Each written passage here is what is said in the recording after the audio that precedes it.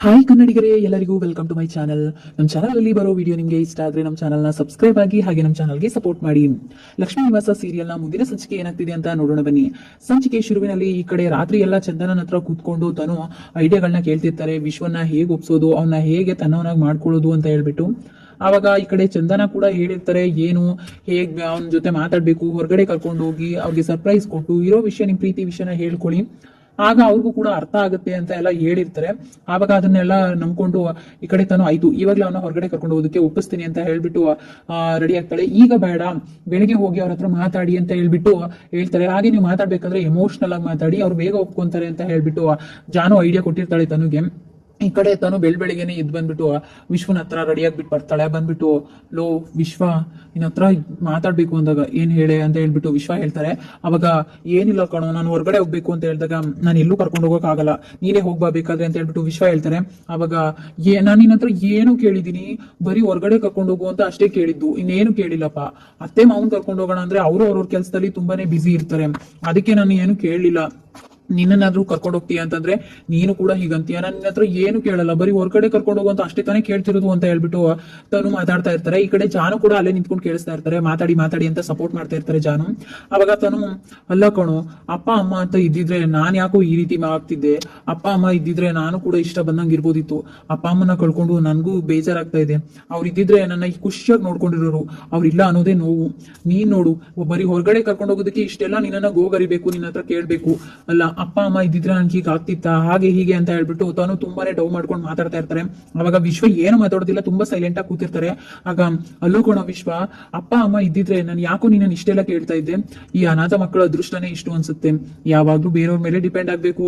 ಅಲ್ಲ, ನಮ್ಮ ಅಪ್ಪ ಅಮ್ಮ ಇದ್ದಿದ್ರೆ ನಾನು ಈ ರೀತಿ ಆಗ್ತಾ ಇರ್ಲಿಲ್ಲ, ಯಾರನ್ನು ಕೇಳೋ ಪರಿಸ್ಥಿತಿ ಬರ್ತಿಲ್ಲ, ನನ್ನ ಹಣೆ ಬರನೇ ಇಷ್ಟ ಆಗೋಯ್ತು. ಈ ಅಪ್ಪ ಅಮ್ಮ ಇಲ್ಲದೆ ಇರೋ ಮಕ್ಕಳು, ಹೆಣ್ಮಕ್ಳು ಬದುಕೆಲ್ಲ ಇಷ್ಟೇ ಅಂತ ಹೇಳೋಕ್ ಬರ್ತಿರ್ಬೇಕಾದ್ರೆ ಸಾಕ್ ನಿಲ್ಸೆ, ಕರ್ಕೊಂಡು ಹೋಗ್ತೀನಿ ಅಂತ ಹೇಳ್ಬಿಟ್ಟು ವಿಶ್ವ ಹೇಳ್ತಾನೆ.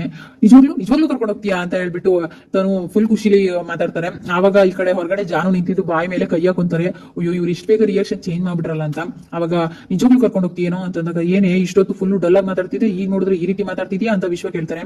ಆಗ ಏನಿಲ್ಲ, ಸರಿ ಕರ್ಕೊಂಡು ಹೋಗ್ತೀಯ ತಾನೆ ಅಂದಾಗ, ಕರ್ಕೊಂಡು ಹೋಗ್ತೀನಿ, ಹೋಗಿ ರೆಡಿ ಆಗು ಅಂತ ಹೇಳ್ಬಿಟ್ಟು ವಿಶ್ವ ಹೇಳ್ತಾರೆ. ಈ ಕಡೆ ನೋಡಿದ್ರೇನೆ ಜಯಂತು ಜಾನುನ ಹುಡ್ಕೋ ಅಂತ ಇದ್ರಲ್ಲಿ ಮಂಗಳೂರಲ್ಲೇ ಇದ್ಬಿಡ್ತಾರೆ. ಈ ಕಡೆ ಒಬ್ಬ ಮೀನುಗಾರನ ನೋಡಿದಾನೆ ಅಂತ ಹೇಳಿದ್ರಲ್ಲ, ಅವನ ಕರ್ಕೊಂಡು, ಸರ್ ನಿಮ್ ಹೆಂಡತಿನ ನೋಡ್ರು ಅಂತ ಆಳು ಇವನೇ ನೋಡಿ ಅಂತ ಹೇಳ್ಬಿಟ್ಟು ಹೇಳ್ತಾರೆ. ಅವಾಗ ಬನ್ನಿ ಸರ್, ಕೂತ್ಕೊಳ್ಳಿ ಬನ್ನಿ ಅಂತ ಹೇಳ್ಬಿಟ್ಟು ಈ ಕಡೆ ಜಯಂತ್ ಅವ್ರನ್ನ ಕೂರಿಸ್ಕೊಂಡು, ಸರ್ ನಿಮ್ಮ ಅವತ್ತು ನೀರಿಗೆ ಬಿದ್ದು ಒಂದು ಹುಡುಗಿ ಸಿಕ್ಕಿದ್ರು ಸಮುದ್ರ ದಡದಲ್ಲಿ ಅಂತ ಇವರೆಲ್ಲ ಹೇಳ್ತಾ ಇದ್ರು, ಆ ಹುಡುಗಿ ಇವಳೇನ ನೋಡಿ ಅಂತ ಹೇಳ್ಬಿಟ್ಟು ಜಯಂತ್ ಒಂದ್ ಫೋಟೋನ ತೆಗೆದು ತೋರಿಸ್ತಾರೆ. ಅವಾಗ ನಾನು ಮುಖನ ನೋಡಿಲ್ಲ ಸರ್, ಅದು ನೀರಲ್ಲಿ ಬಿದ್ದು ತುಂಬಾ ಟೈಮ್ ಆಗಿತ್ತಲ್ಲ, ಅದರಿಂದ ಮುಖ ವ್ಯತ್ಯಾಸ ಕಾಣಿಸ್ತಾ ಇತ್ತು, ಮತ್ತೆ ಈ ಹೈಟ್ ವೆಯ್ಟ್ ಸೀರೆ ಎಲ್ಲ ಒಂದೇ ಇದೆ ಸರ್, ಆದ್ರೆ ಮುಖ ಮಾತ್ರ ನಾನು ನೋಡಿಲ್ಲ ಅಂದಾಗ, ಇಲ್ಲ ಸರ್ ಸ್ವಲ್ಪ ಯೋಚನೆ ಮಾಡಿ, ಚೆನ್ನಾಗಿ ಯೋಚನೆ ಮಾಡಿ, ನೆನ್ಪಿಸ್ಕೊಂಡು ಹೇಳಿ ಇದೇ ಹುಡುಗಿನ ಇಲ್ಲ ಬೇರೆ ಹುಡುಗಿನ ಅಂತ ಅಂದಾಗ, ಈ ಹುಡುಗಿ ಎಲ್ಲ ತರ ಕಾಣಿಸ್ತಾ ಇಲ್ಲ ಸರ್, ಆ ಹುಡುಗಿ ಮುಖನೇ ಬೇರೆ ಇತ್ತು, ನೀರಲ್ಲಿ ಬಿದ್ದಿರೋದ್ರಿಂದ ಬೇರೆ ಆಗಿತ್ತೇನೋ, ಆದ್ರೆ ಹೈಟು ವೆಯ್ಟು ಸೀರೆ ಪರ್ಸನಾಲಿಟಿ ಎಲ್ಲ ಒಂದೇ ಇತ್ತು ಸರ್ ಅಂತ ಹೇಳ್ಬಿಟ್ಟು ಕೇಳ್ತಾರೆ.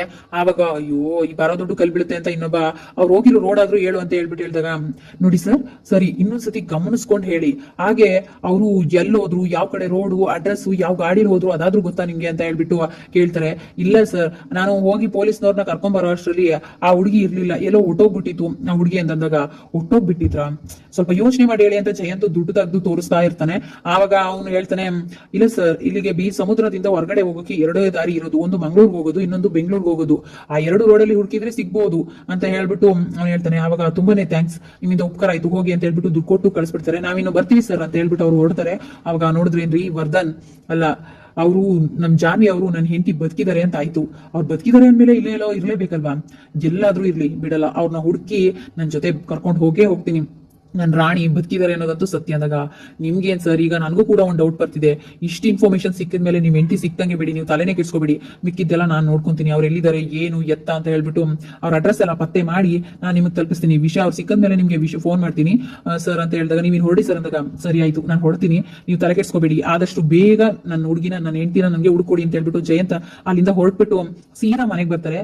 ಸೀದಾ ಮನೆಗೆ ಬಂದ್ಬಿಟ್ಟು ಅಲ್ಲೇ ಅನ್ಕೊಂತಾ ಇರ್ತಾರೆ, ಮೊದಲು ಶಾಂತಮ್ಮನಿಗೆ ಈ ವಿಷಯನ ಹೇಳ್ಬೇಕು, ನನ್ನ ಚಿನ್ನುವರಿ ಬದುಕಿದಾಳೆ, ನನ್ನ ಹೆಂಡತಿ ನನಗೆ ಸಿಕ್ಕಿದ್ದು ಅಂತ ಹೇಳಿದ್ರೆ ಶಾಂತಮ್ಮ ತುಂಬಾ ಖುಷಿ ಪಡ್ತಾರೆ ಅಂತ ಹೇಳ್ಬಿಟ್ಟು ಶಾಂತಮ್ಮನ್ಗೆ ಅಂತ ಒಂದು ಗಿಫ್ಟ್ ತಗೊಂಡು ಈ ಕಡೆ ಜಯಂತ್ ಮನೆಗೆ ಬರ್ತಾರೆ. ಮನೆಗೆ ಬಂದ್ಬಿಟ್ಟು ಶಾಂತಮ್ಮ ಶಾಂತಮ್ಮ ಅಂತ ಹೇಳ್ಬಿಟ್ಟು ಕೂಗ್ತಾ ಇರ್ತಾರೆ. ಹಾಗೆ ಅಲ್ಲಿರೋ ಗಿಡಗಳಿಗೆಲ್ಲ ಸೈಲೆಂಟ್ ಆಗಿರಿ, ಸರ್ಪ್ರೈಸ್ ಕೊಡ್ಬೇಕು ಅಂತ ಹೇಳ್ಬಿಟ್ಟು ಆಳು ಕೂಡ ಮೆಂಟ್ ತರನೇ ಮಾತಾಡ್ತಾ ಇರ್ತಾರೆ. ಆವಾಗ ಈ ಕಡೆ ಶಾಂತಮ್ಮ ಶಾಂತಮ್ಮ ಬನ್ನಿ ಇಲ್ಲಿ ಅಂತ ಹೇಳ್ಬಿಟ್ಟು ಶಾಂತಮ್ಮನ ಕೂಗ್ತಾರೆ.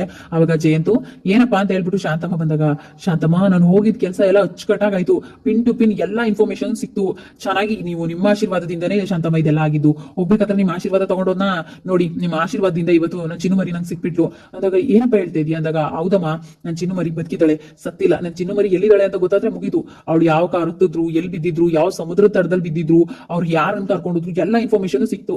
ಇನ್ನೇನಿದ್ರು ನನ್ನ ಚಿನ್ನುಮರಿನ ಹುಡ್ಕೋದೆ, ಅವ್ರಂತೂ ಸತ್ತಿಲ್ಲ ಅನ್ನೋದಂತೂ ಕನ್ಫರ್ಮ್ ಆಯ್ತು ಅಂತ ಹೇಳಿದಾಗ ಶಾಂತಮ್ಮನ್ ಒಂಥರ ಆಗುತ್ತೆ. ಅವಾಗ ಶಾಂತಮ್ಮ ತಗೊಳ್ಳಿ ಅಂದಾಗ ಏನಪ್ಪ ಇದು ಅಂತ ಕೇಳ್ತಾರೆ. ಏನಿಲ್ಲ, ನಿಮ್ ಮಗಳ ಮದ್ವೆಗೆ ಏನಾದ್ರು ಚಿಕ್ಕ ಹುಡುಗರೆ ಅಂತ ಇಟ್ಕೊಳ್ಳಿ, ತಗೊಳ್ಳಿ ಶಾಂತಮ್ಮ ಅಂತ ಹೇಳ್ಬಿಟ್ಟು ಆ ಗಿಫ್ಟ್ ನ ಶಾಂತಮ್ಮನ್ ಕೊಡ್ತಾರೆ. ಇನ್ನು ಈ ಕಡೆ ಮನೆಯಲ್ಲಿ ಹರೀಶ ಮತ್ತೆ ಸಂತು ಇಬ್ರು ಕೂಡ ಅಪ್ಪ ನಿಮ್ಮ ಹತ್ರ ಮಾತಾಡ್ಬೇಕು ಅಂತ ಹೇಳ್ಬಿಟ್ಟು ಲಕ್ಷ್ಮಿ ಮತ್ತೆ ಶ್ರೀನಿವಾಸ್ ಇಬ್ರು ಕರೆಸಿ ಮುಂದಗಡೆ ಕೂರಿಸ್ದಾಗ ಏನಪ್ಪಾ ಹರಿ ಮಾತಾಡ್ಬೇಕು ಅಂದಲ್ಲ ಹೇಳು ಅಂತ ಹೇಳಿದಾಗ, ಏನಿಲ್ಲಪ್ಪ ಅದು ಮಾವ ನಾವು ಮನೆ ಮಾಡಿದೀವಲ್ಲ, ಶಿಫ್ಟ್ ಆಗ್ಬೇಕು ಅಂತ ಇದೀವಿ, ಅದಕ್ಕೆ ನಿಮ್ಮ ಹತ್ರ ಮಾತಾಡೋಣ ಅಂತ ಬಂದ್ವಿ ಅಂತಂದಾಗ, ಅದ್ರಲ್ಲಿ ಏನಿದೆಯಮ್ಮ, ಎಷ್ಟೋ ಜನ ಅವ್ರ ವಯಸ್ಸಿರೋ ತನಕ ಮನೆ ಕಟ್ಬೇಕು ಅನ್ನೋ ಆಸೆಲೆ ಉಳ್ಕೊಂಡ್ಬಿಡ್ತಾರೆ.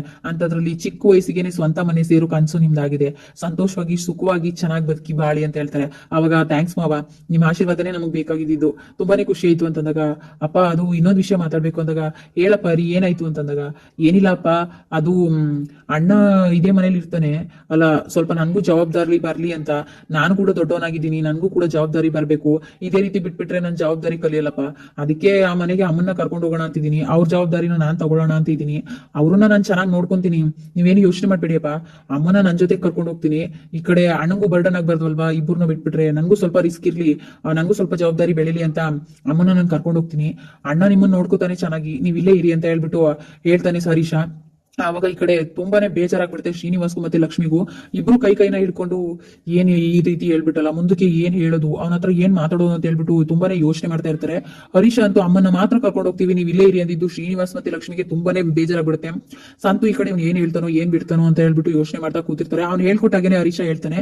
ಅವಾಗ ಈ ಕಡೆ ತುಂಬಾನೇ ಬೇಜಾರಾಗಿ ಅವರಿಬ್ರು ಕೂತಿರ್ತಾರೆ. ಇಲ್ಲಿಗೆ ಈ ಸಂಚಿಕೆ ಮುಕ್ತಾಯ ಆಗುತ್ತೆ ಫ್ರೆಂಡ್ಸ್. ಲಕ್ಷ್ಮೀ ನಿವಾಸ ಸೀರಿಯಲ್ ನ ಎಲ್ಲಾ ಎಪಿಸೋಡ್ಸ್ ಗಳಿಗಾಗಿ ನಮ್ಮ ಚಾನಲ್ ನ ಸಬ್ಸ್ಕ್ರೈಬ್ ಆಗಿ ಹಾಗೆ ನಮ್ಮ ಚಾನಲ್ಗೆ ಸಪೋರ್ಟ್ ಮಾಡಿ. Thank you.